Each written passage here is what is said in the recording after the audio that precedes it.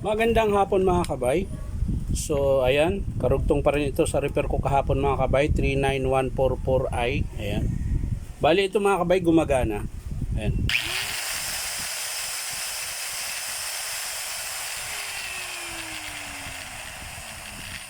Medyo magaspang lang po yung ano niya, yung andar. Tapos di rin nila matanggal yung plans na nakakabit dito.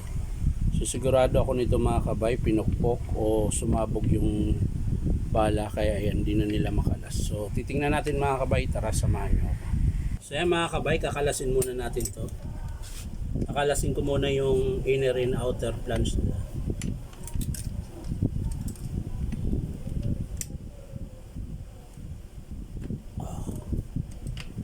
Tigas nga mga kabay.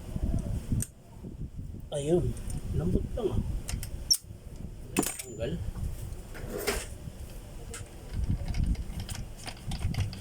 Yun lang, hindi na makalas yung combination ko.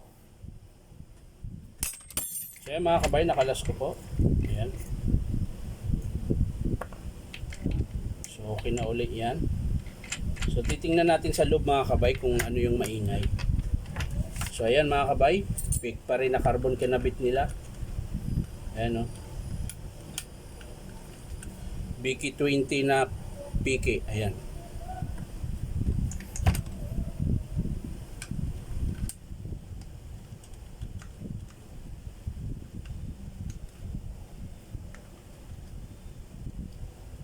BK20 na PK.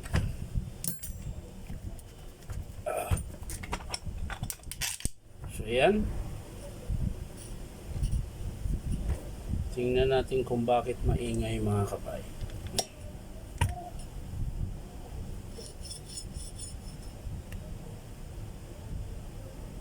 Ayan po. Alog po yung 608 nya. Alog din po yung 607. Ayan o, lakas ng palag. Tapos tingnan nyo po mga kabay, nahukay po yung commutator nya. Ayan. Dahil po yan dito sa peak na carbon. Ang tigas po kasi.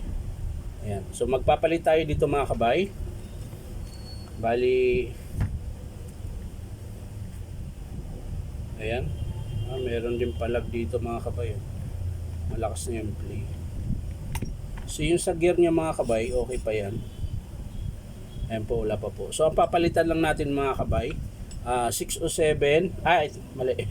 607, 608, tapos carbon brass, tapos yung bearing dito sa loob mga kabay.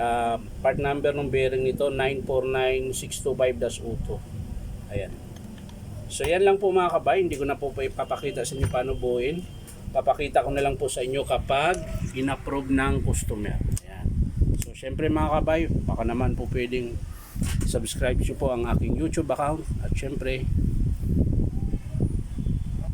pakipindot yun po yung notification bell para ma-update kayo lagi sa aking mga pinupost na video. So yan lang po mga kabay, maraming salamat. Bye bye.